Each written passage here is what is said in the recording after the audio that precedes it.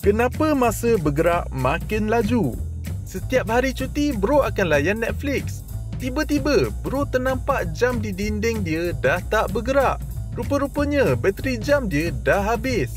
Tiba-tiba, bro terfikir, kenapa masa sekarang rasa makin laju? Masa bro kecil dulu, bro rasa masa ni bergerak dengan perlahan. Masa cuti, waktu pagi, bro layan cerita kartun. Petang pula, bro masih lagi layan cerita kartun. Tapi masa cuti tetap rasa panjang. Sebenarnya masa bro kecil dulu, kebanyakan benda yang bro buat adalah first time. First time jatuh basikal, first time main gelonsor, first time jumpa kawan baru. Otak bro akan merakam setiap pengalaman baru. Tapi bila bro dah dewasa, semua benda dah jadi rutin. Bangun, kerja, balik dan tidur. Otak bro dah tak merakam pengalaman baru. Masa bro berlalu macam tu je.